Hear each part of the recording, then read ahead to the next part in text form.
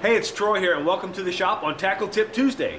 Now again, I'm posting this on Tuesdays on my social media pages, so that's why we're calling it that. But you might see this any time of the week, and when I put it on YouTube, it's probably not going to be on a Tuesday, so take it for what it's worth. But that's what I kind of started here on Tuesdays here in the Midwest. I'm not going to really be... Hey, it's Troy here, and welcome to the shop on a Tackle Tip Tuesday. Yeah, this is kind of what I call this version of my postings about some of my fishing tips and things I do. We call it Tackle Tip Tuesday. I post these on Tuesday on my social media pages, but again, you might see this any day of the week. And when I throw it on YouTube, it's going to be probably not a Tuesday, so take it for what it's worth.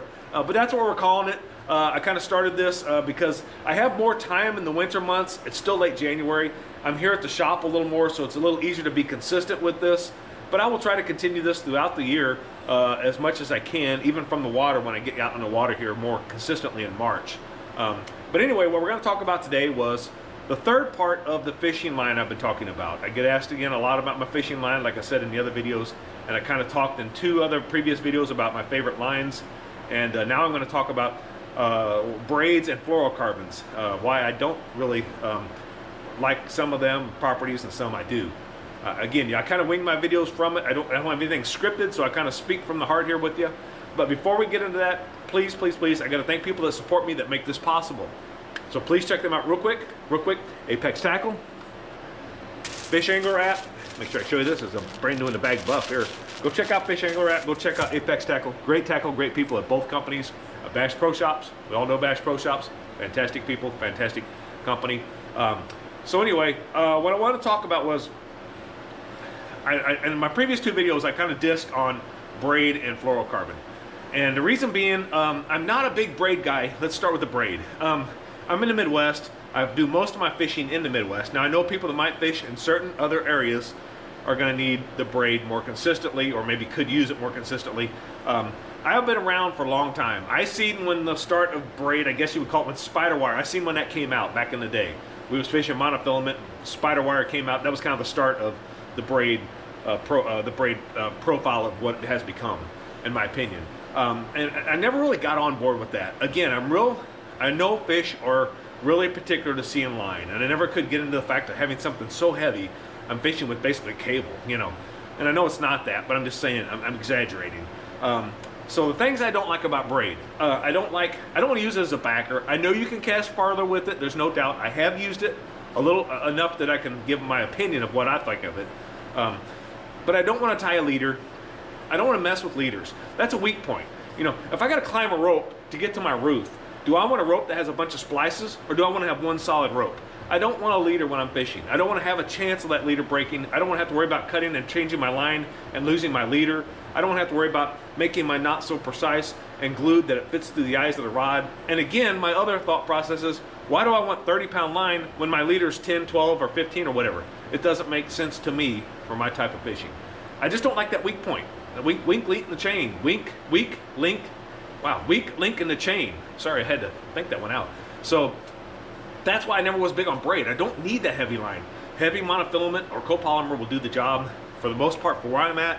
If I get into real heavy, dense cover, and I'm not worried about the fish seeing the line, or I can color it if it's gray colored with a black mark or something, then braid has an application for me. Otherwise, it's all the other lines I talked about. So that's why braid isn't for me. I don't want it as a backer. I don't want to mess with leaders. I don't want it on my reels for the most part. It's just not for me.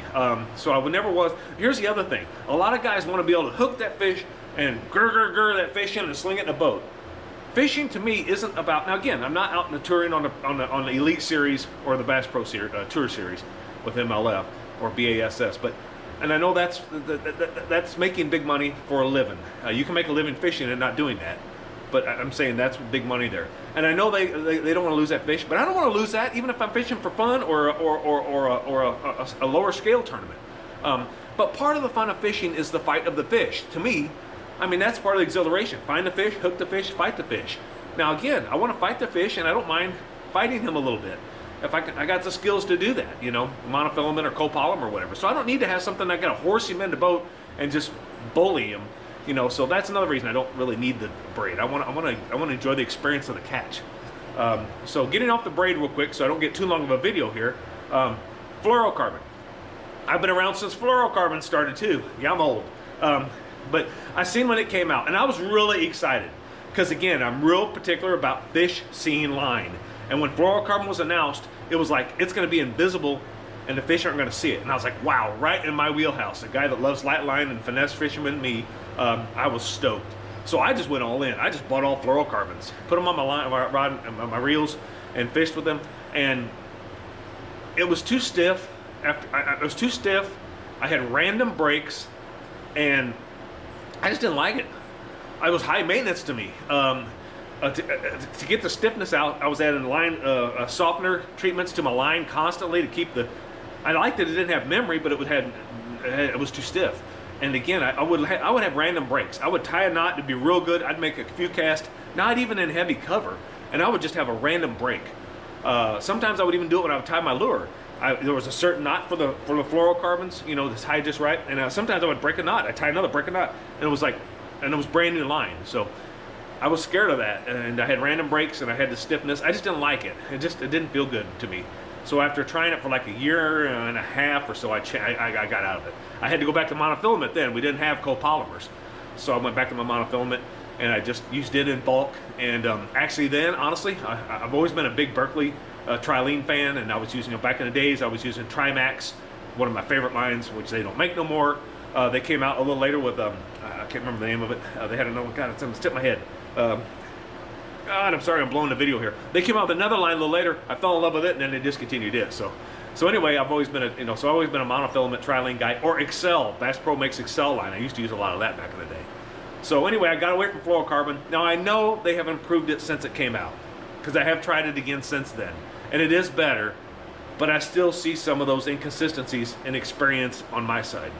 So it's not for me. Again, this is my opinion. This is what I experienced. This is things I like in fishing and don't like, so I'm sharing them with you. So that's why I don't like fluorocarbon to fish with, and that's why I don't like Braid most of the time. I do have it here. I do have it available to spool. Actually, I have one of the reels rigged up with it, so I do have it when I need it, but it's a very low percentage. So that's my 2 cents worth on those. I want to talk real quick with a quick video, a little story with you. Tell a story of why I know fishing line visibility is extremely crucial in fishing. Now I'm going to give you a trout story.